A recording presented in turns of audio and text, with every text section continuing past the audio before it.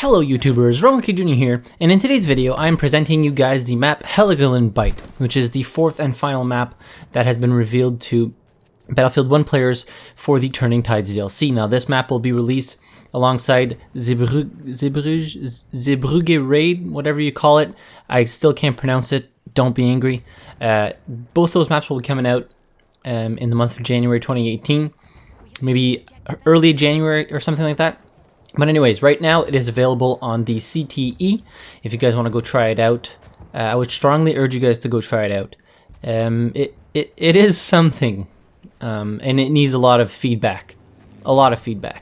Now, I played 2 matches of Heligoland Bight, and I was actually pretty disappointed in the map. Okay, I know. I wasn't playing in full matches. There's probably a lot more going on in 64-player matches. I was playing, there was about 30 players in the map total, which is very few for a big map. Now, the Naval DLC, or Turning Tides DLC, was supposed to be based on naval combat. Now, throwing boats into an environment with water doesn't make for good naval combat necessarily. There needs to be balance between vehicles. Now, I know that I'm not the best pilot in the world, but I'm actually shit at flying planes, okay? Terrible at it. And there are planes in this map, and there are boats in this map, and I just feel like the actual fight between the two is very separate from the infantry fighting, for which there's very few options to fight as infantry. If you're stuck on some of the flags as infantry, and you have to either start running, which is going to take you like 5 minutes to get to another flag, or wait for somebody to pick you up, or just get killed. It's just, the whole map is very uninteresting. It just feels so disconnected from everything. If you're like, for example, if you were playing Battlefield 4 before, the Naval Strike DLC, that was a great DLC. Now, all the maps had naval warfare in it, so they had boats, they had hovercrafts, they had planes, they had aircrafts, well, planes obviously are aircrafts, they had helicopters, they had all this mix of vehicles, and it still played out great. People had the option to play what they wanted to play. Now, there were some maps that you had the advantage to cap in a boat, while others you had advantage to cap on foot, so the team had to work as a whole. Some people had to drive boats, some people had to play on foot in order to cap the flags and win. This is not the case in Heligoland Bight. Like, yes, you can play on foot, but there's not a whole lot of you can do. If there's boats start rolling up on flags, you're gonna get killed. If there's planes that start flying above the flags, you're gonna get killed. If you want to get to another flag, it's gonna take you a hell of a lot of time to get to that flag, and guess what? You're probably gonna get killed. And there's this big rock in the middle of Heligoland Bight. There's no point in it being there. I get that it's the real setting for this war or like fight. In reality, there was this big rock, but there was a tunnel system in real life, and I would like to see that in this map. I just think it's a missed opportunity. This big rock that has pretty much no point in it for infantry. It's only really good for planes to use as cover, I would imagine, or like infantry being covered from planes on a certain angle, but that's pretty much it. And I think Battlefield 1 as a whole has to look at balance between everything and how everything plays out. And I think this has to do very much with the theater of war which Battlefield is set in, which is obviously World War I. Now, they have to keep a decent historical accuracy. Like, you can't have auto-locking stuff happening. You can't have all these rocket launchers, different gadgets to blow up vehicles. And I think that is what is the main problem with Battlefield 1. In Battlefield 4, each class pretty much had a way to deal with vehicles. Vehicles weren't that easy to use. I mean, you could get into a vehicle, do okay, but it was mainly focused on teamwork. You couldn't auto-repair your tank. You couldn't just grab a jet, fly over the map, and just get hundreds and hundreds and hundreds upon hundreds of kills without dying in a jet. You could do it in a chopper, a helicopter. If you were a really good pilot and had a pretty good gunner, you could get really good kill streaks in a helicopter without hardly being touched most of the time, but you had to be skilled. And Battlefield 1 is just, it feels like everything's a little bit more dumbed down.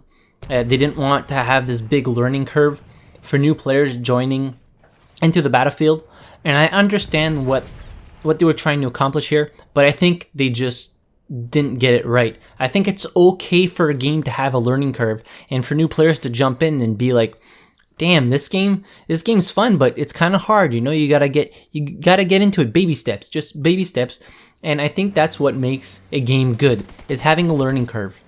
And of course, engaging gameplay, but that's another subject as a whole.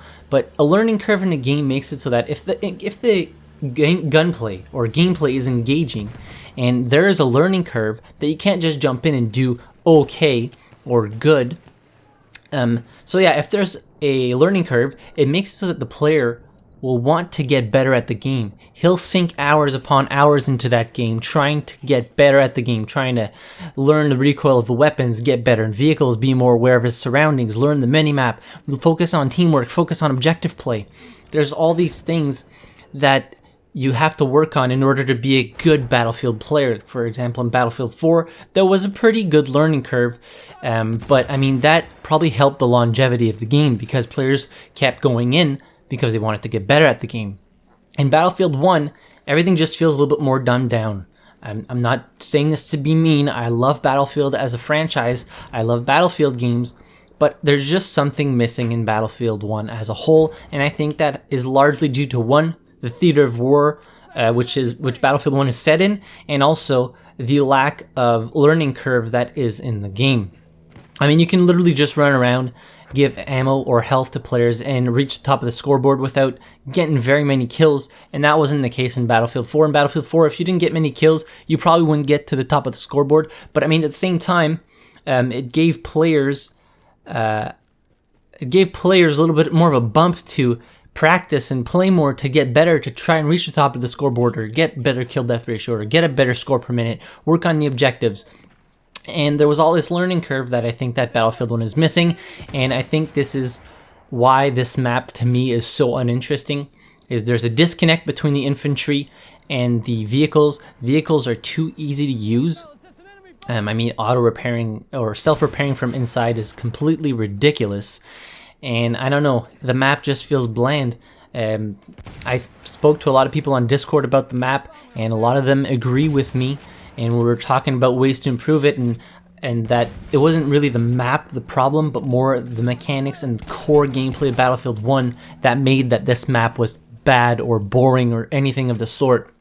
So I don't want to keep rambling on about this. I probably missed a couple of points that I wanted to talk about.